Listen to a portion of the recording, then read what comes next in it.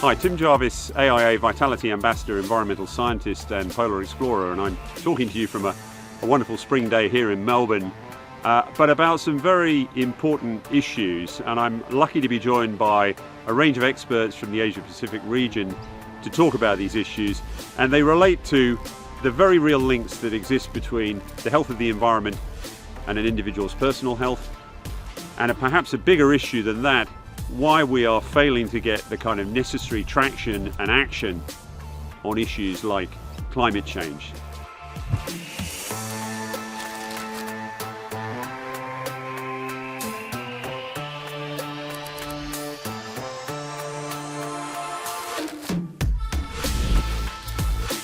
I'm just delighted, as part of the AIA Voices campaign, to be joined by Dr. Renard Siew and Melati Wijsen from KL and Indonesia respectively to talk about these issues.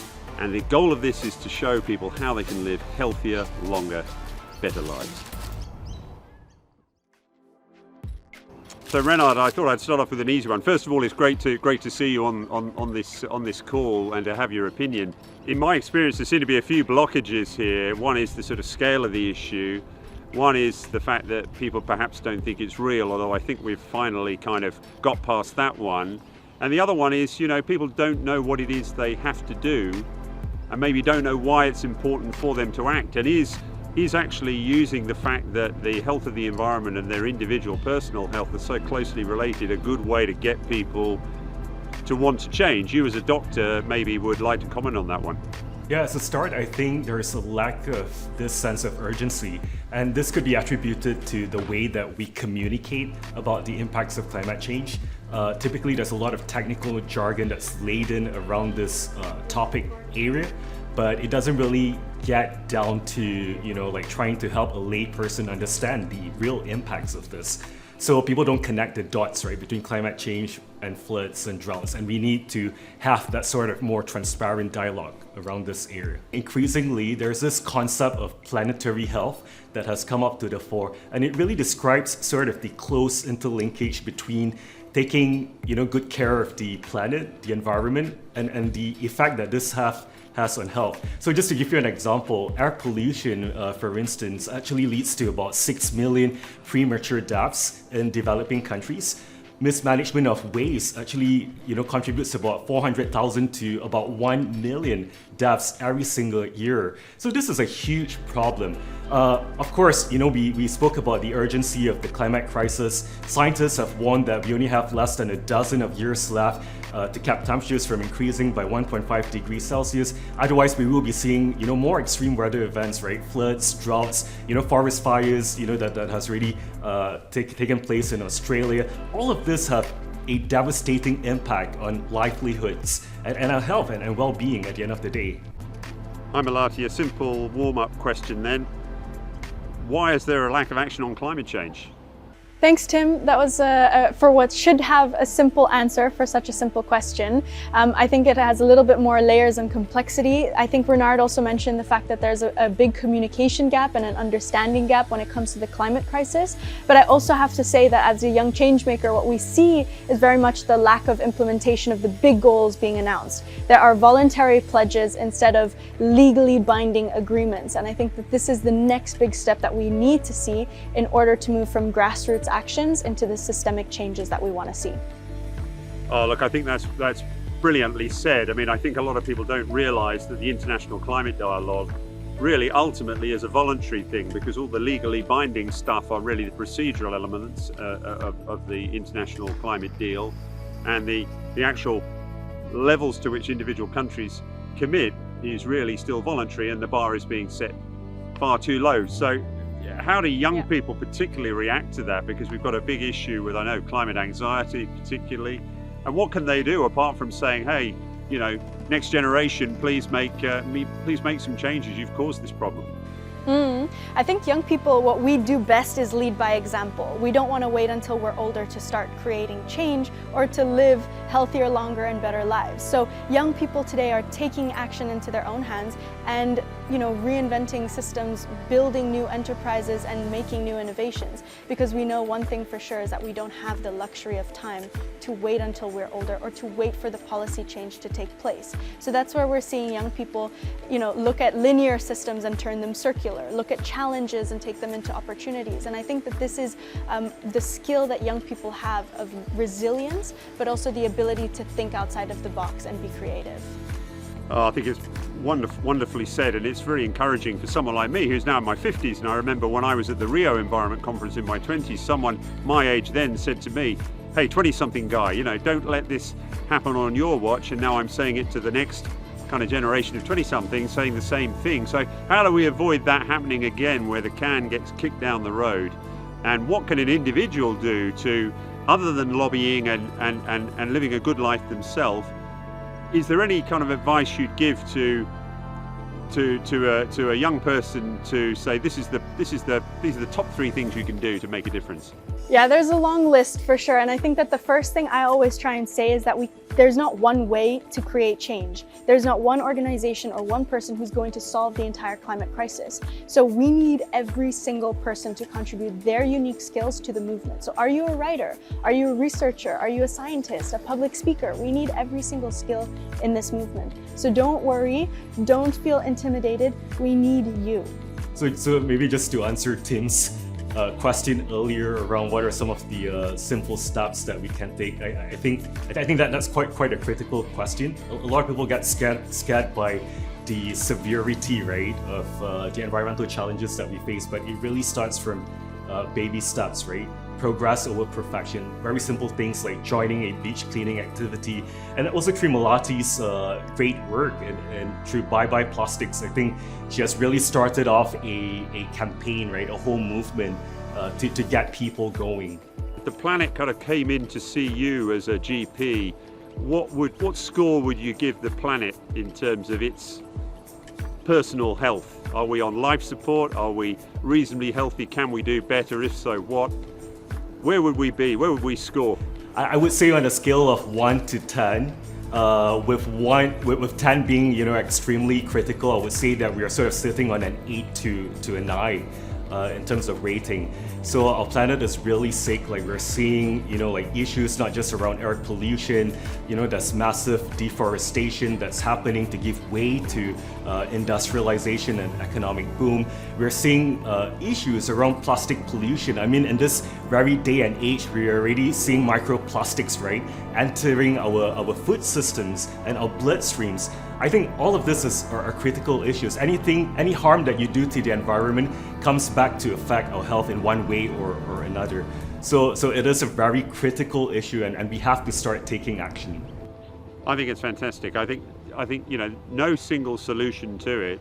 Look, I do expeditions to remote places, and I'm always conscious when I have teams of people, everyone's different, and if you want them to all pull in the same direction to achieve a singular expedition outcome, you've got to understand that they're all different, and you've got to use different language to get each one of them to want to be part of this collective effort. Maybe we need to apply the same thing to the climate piece. Everyone has a different role to play and are reached using slightly different messaging.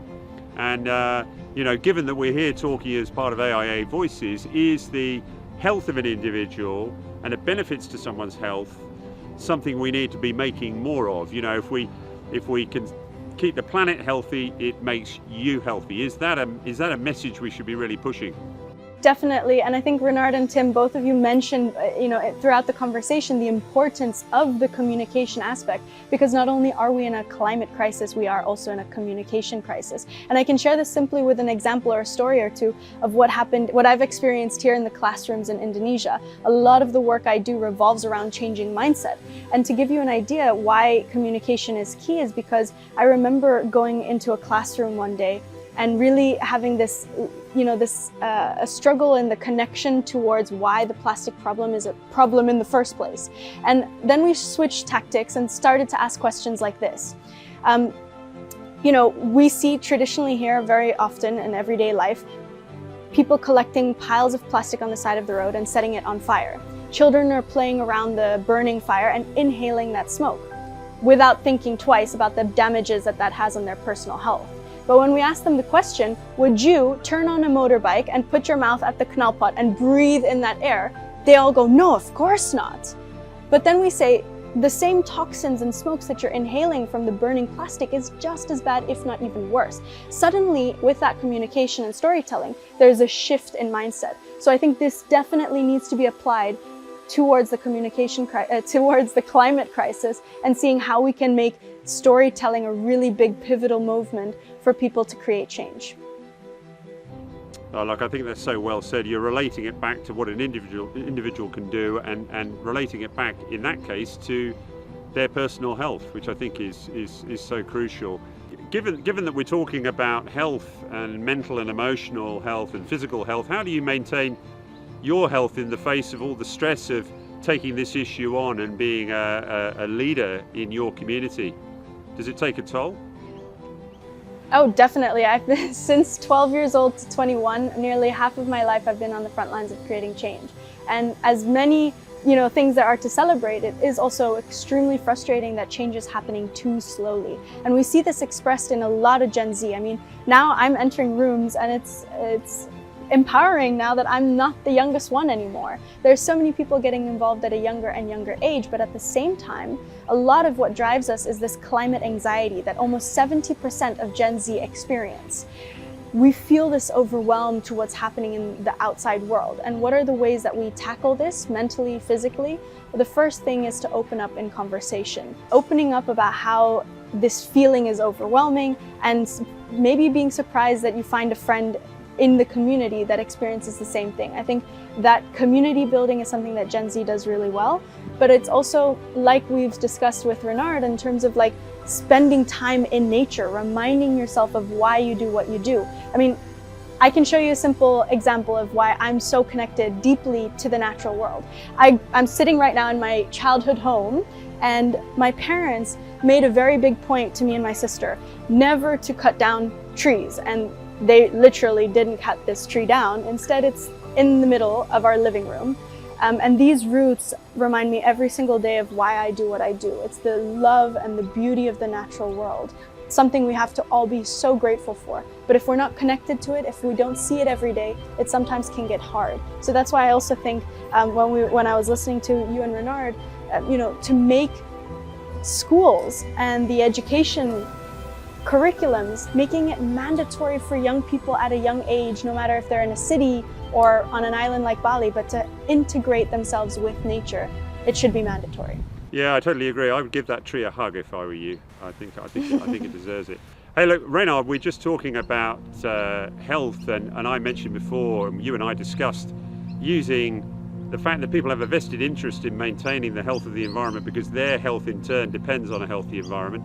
But are you seeing a lot of people coming to you with kind of health-related issues to do with the stress of dealing with this issue, dealing with climate change, and dealing with this kind of apparent futility in the face of such a big issue? Yeah, for sure. I mean, I think one of the things that we've picked up through our conversation with Melati and yourself was around eco-anxiety. And as a flood survivor, having grown up in the east coast of Peninsula Malaysia, I have personally seen firsthand the devastation that this has, not just on people's livelihoods, losing their homes, their assets, not being able to go to school as a result of that. I think it's really painful to see that this is a recurring event. And one of the things that a lot of people don't think about is the mental health of children growing up through such traumatic events, such catastrophes. And I think increasingly this is becoming an issue that needs to be explored. It's certainly being raised by researchers, academicians, although at its very nascent stage. But this is a dialogue that we need to have more of around eco-anxiety, and what are some of the things that we can do, in order to provide that sort of support, that network for this victims. What are some of the things we can do in our daily lives that can help both improve our personal health but also the health of the planet?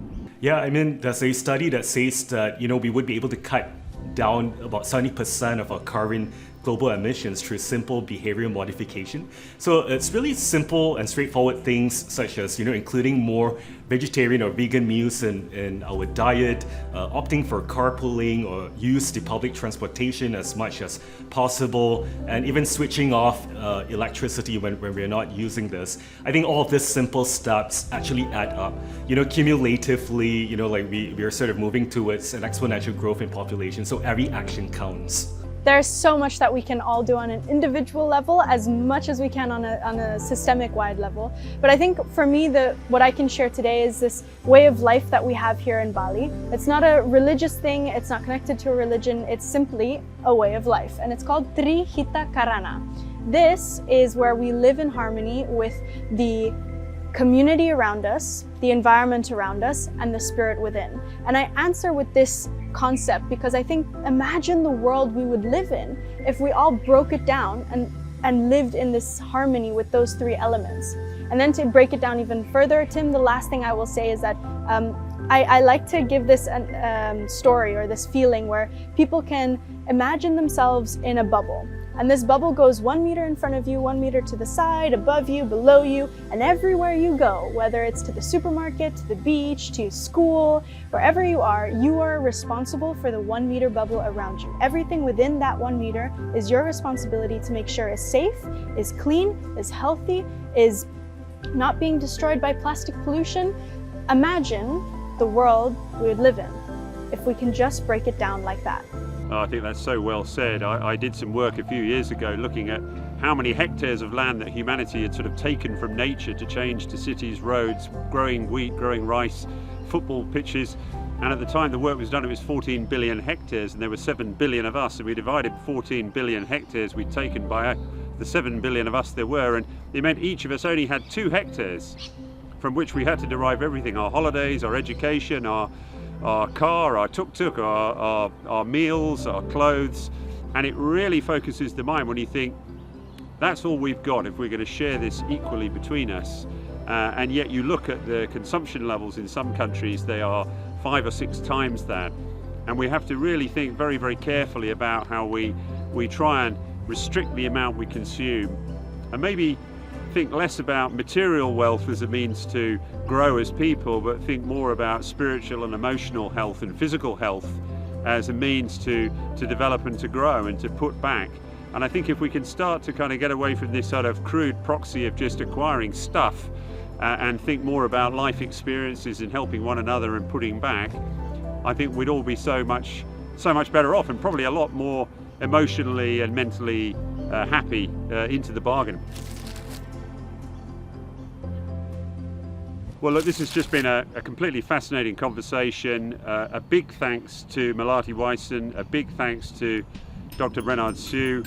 Thank you for your comments, your thoughts, your observations, your energy and your commitment to this cause, and importantly, some of the tips you've given to people as to how they can make a real difference to this apparently existential issue of planetary decline. I think we can halt it, we can reverse it, and the great news is too that there's not only doing it for the planet's health, but you're also doing it for your own mental, physical and emotional well-being too. And a big thanks too to AIA for supporting this AIA Voices campaign, for having this conversation, for getting all of us together. It's been great to talk. Often it's a very lonely road, and for also giving us things that we can do to help us all live healthier, longer, better lives. So thanks for everything you do, and hope to meet in person at some stage.